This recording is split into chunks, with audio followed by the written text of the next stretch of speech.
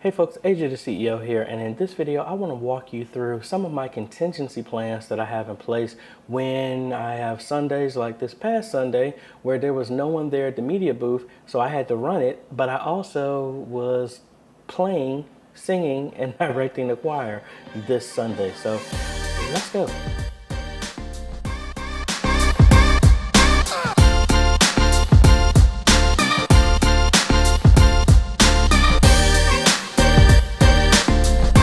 Folks, AJ the CEO here. If this is your first time stopping by the channel, thanks for stopping by. And on the channel we focus on tips, training, strategies, reviews, and builds to help modernize your media ministry. So if you're new here, consider subscribing. And if you like what we're doing here, consider becoming a patron or a YouTube member by clicking one of the links down below. So this starts from the very beginning with all the equipment that's put in place here in our media booth. All right, so the very first thing that we have here is we're going to turn our system on remotely, which we did a video about that. All of that is being powered by the CASA power strip that's right there, so we can turn the whole system on. Now, one limitation to this system is that I cannot remotely control the cameras.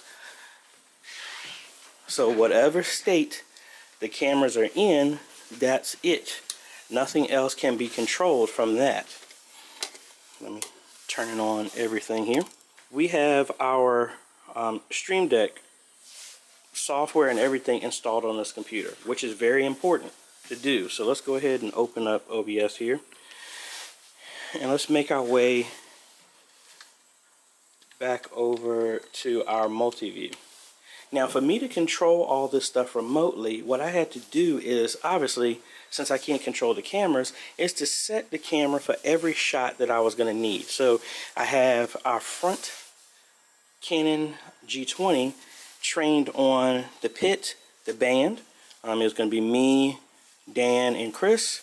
Dan on bass, Chris on the drums, and we were locked into that. This wasn't going to move. Now, the Panasonic V770, I had locked onto a tight shot of whoever was going to be preaching. You know, make sure I don't have their head cut off. So we got that shot. Now, because this is an older board that can only be controlled, the Roland M400 can only be controlled over USB to the computer, so this can't be controlled remotely, which is the downside to this. But what we ended up doing is, since nobody was up here, all of our mics are unmuted except for our podiums here, so the left and the right there. So I had to tell everyone, whoever was going to be speaking, let Pastor know and everybody else that they had to go to the main pulpit, because that mic is unmuted by default. All of our solo mics are unmuted. Trumpet is off because we don't have anybody playing right now. Choir mics are unmuted. Everything else is muted except for guitar, because we don't have a guitar player. And then we have our left on the left podium here. So all of our shots are set, and originally our center was set wide enough just so we can see the entire praise team. It's only 3 of them, but they're spread out because of COVID. All right, so we have maybe like one right here, one in the back row, and then somebody else on this side. So with that being said, boom, we're all good here. And the first software that I use, and I've talked about it before, is going to be the Meta Control app right here. And I have it connected to our system, and I'm on Wi-Fi. Just let it get a signal and connect. All right, so we're going to go ahead and connect to it. And as you can see, we are now in control of this. So as you can see, we have our back shot, and then we have our static shot. So I can come in here. It's kind of hard to do this with one hand, but let's say we're going to adjust this to switch over to green, which is the static shot here. So if we do that, So I can control this, can't move the camera, but as long as I set the cameras, I was able to adjust and cut and put stationary shots. But if, say somebody's on the pulpit, I can switch over to right and then have a zoom in shot for whoever was there. And I can do that from here, and that's cool. But now what are we going to do about the live stream? Now, I subscribed to this only for 1 month, but I might have to subscribe to this for much longer than that.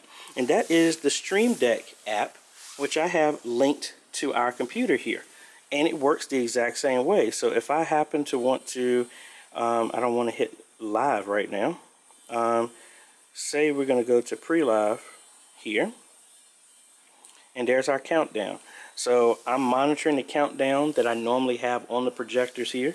And then when we're done, I can kick off the ATEM, which will link directly to whatever shot that I have. So yes, it was doing a little bit of juggling. I can switch back and forth here. And now everything that's showing up here, I can control remotely from down there. So those are the two apps that I mainly used. But again, what I would like to do, and this is a big ask, and I'm not asking my folks for this, but thankfully some of y'all are using newer systems. Like I know the X32, the Behringer, has a remote control that you can control the sound remotely. So ideally what I would love to do is, now I'm on Android, but there is an equivalent app for the iPad to do the exact same thing, or the iPhone to do the exact same thing that I'm doing. But also the iPad has Behringer control. Now this Roland is one generation behind. The next one over does have remote control. So if we did have something like that, technically I could have two iPads on my phone and my iPad, and I would have both apps up, and I could control the live stream, I could control switching, and then I could also control the sound if we had something like that. Now another side benefit, like what I have with the Pocket Cinema camera, is the ATEM software can completely control the cameras, the zoom, all that other stuff. So that would need more of the professional version of that Meta Control on the ATEM. And there's another equivalent app, I just don't remember it off the top of my head. I'll have it in the description below for the on Apple products that can actually control everything with the ATEM. So if we had something like that, or any of the Blackmagic cameras that can be controlled over SDI or something like that, I could have full control over the cameras, movement, zoom, white balance, all that fun stuff. And technically you could control everything there. But that's pretty much what I have. And the good thing about it is, the only thing I've really had to pay for to add this was the Stream Deck, because the Meta Control, the version I have, is free. But even if it doesn't, I mean, I think it's like $10, something like that. And the monthly fee for the Stream Deck, mobile Stream Deck, is about $3, I believe. But I mean, you can just pay for 1 month and cancel it, and that's what I did. Because I think a month before, I thought I was going to be stuck in the same type of situation where it was just going to be me controlling everything. So that's why I signed up for it. But anyway, that was just a quick walkthrough of what that I'm using to remotely control this. Like I said, if we upgrade it to a different sound system, which I don't think is going to be anytime soon, we could put it in place to where we could remotely control everything. Now, the other thing I could do is have a laptop down there and have all the apps running. But again, that's going to be up and out of the way. Maybe if I had a stand with a laptop, that would work. But I think an iPad would work easier for that. But anyway, let me know if you have any questions. And if any people are out there kind of like me who are musicians, and then sometimes you're thrown into the media part, or you're doing both like me, what do you do if you get into a position where you have to do both at the same time? I'd love to hear it, because obviously these are some things that I have to do and some other people have to do too. And I'm sure there has to be some better ways to do this as well. But actually, let me mention this too. I have done this because, like I said, this computer can be controlled the soundboard can be controlled with an app because the computer is connected to our sound system over USB. There is an app on here that you could use. Now, I have Chrome Remote Desktop into here, so if I had a laptop downstairs, technically I could remote into this over Chrome Remote Desktop and then just change the sound that way. But at that point, I really need a laptop to do that, and I'm trying to make it as simple as possible. But anyway, going back to what I was saying, let me know what other tools do y'all use to remotely control everything, or if there's something else, because I'd love to check it out and see if it works in my situation.